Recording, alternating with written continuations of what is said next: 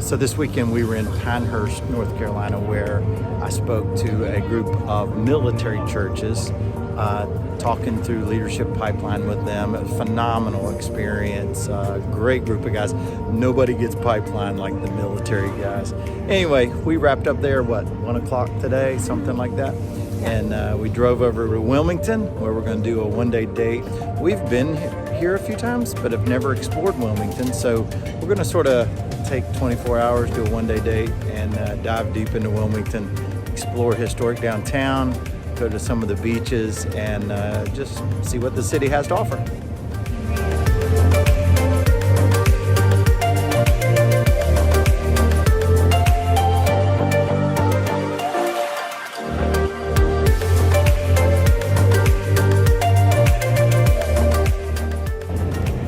Definitely the time to come to the Riverwalk is at sunset. There it is.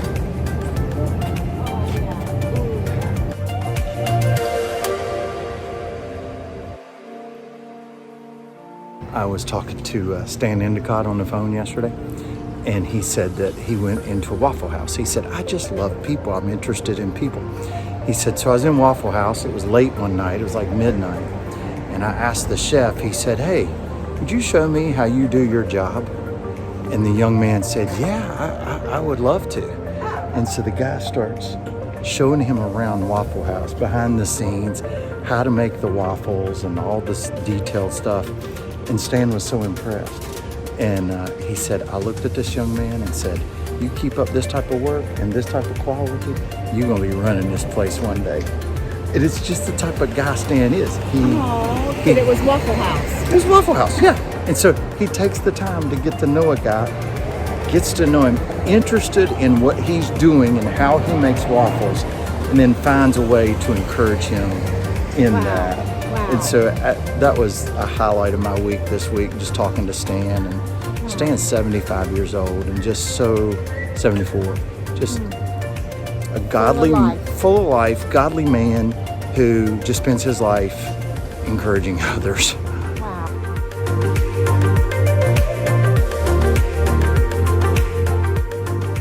Made it to our hotel. I'm so excited about getting a good night's sleep because last night we stayed in a hotel and I had to speak at a conference today. So we got to the hotel last night and I was asleep about an hour, woke up, couldn't breathe. I was allergic to the, what was it, Cindy? It was a room deodorizer. Room deodorizer. Something to make it smell. Make it smell pretty. Pretty. It smelled pretty, but it smelled pretty strong. So I woke up, couldn't breathe, suffocating.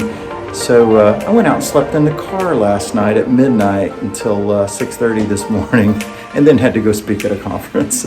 So I will sleep good tonight. Here we are. Smell test. Ah, yes. It doesn't smell. All right, it's Saturday morning. We are back downtown and we're headed down to the farmer's market. They have a farmer's market that's right downtown, right there on the Riverwalk. So we're gonna go check it out. We understand there's like 60 vendors down there looking for some microgreens.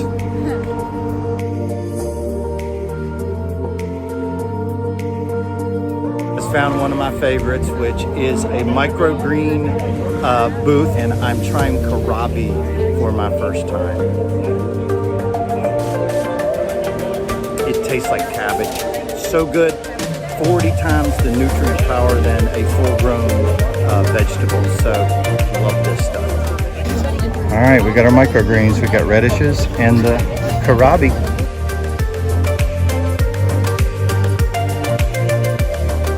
All right, time to fuel up for our day.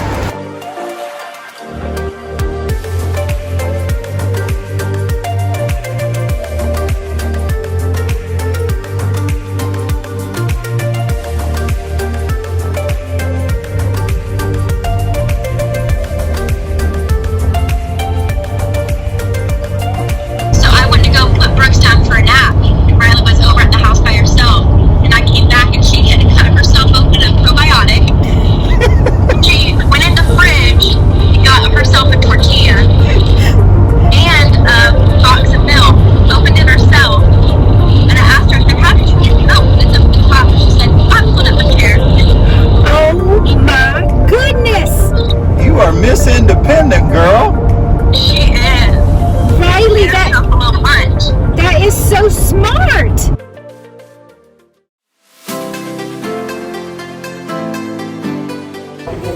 All right, we just made it to Wrightsville Beach, and we're at Gulfstream Restaurant.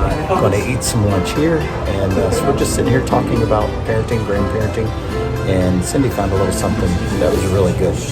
So Proverbs 31 Ministries said these are 3 prayers to pray over your children and grandchildren every day, and it just sums it up. One is Matthew 22:34. Lord, I pray my children will love you with all their heart, with all their soul, with all their minds. Romans 12:2. Lord, I pray my children would not conform to the pattern of this world, but be transformed by the renewing of their minds. And then, Lord, I pray you will keep my children from all harm. I pray that you will watch over their lives, over their coming and their going, both now and forevermore. And just this day and time, we are just being bombarded with craziness.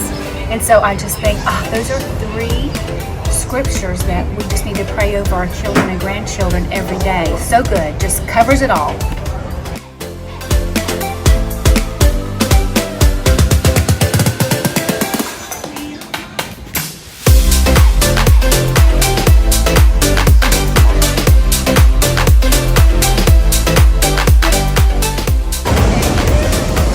Of the World National Regional. Well, we picked the right spot on the beach. We came down right where they're having a surfing contest. This is a blast. Surfing is one of my favorite sports. I don't do it, but I love watching it.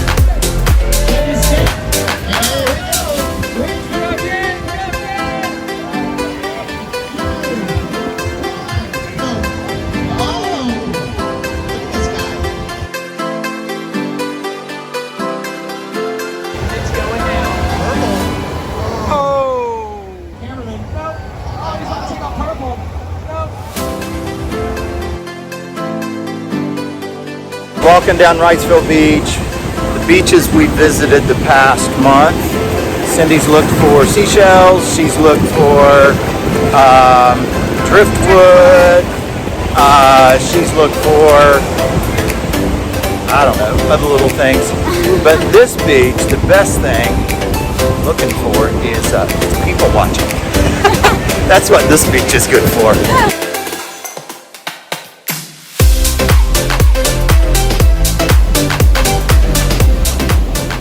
All right, it was a great day on Wrightsville Beach. A lot of good napping, some great people watching, and we came up on that surf contest, and that was a special treat. Unfortunately, our parking ran out 10 minutes before the contest ended, so we watched up until the last 10 minutes, so we didn't get to see who won.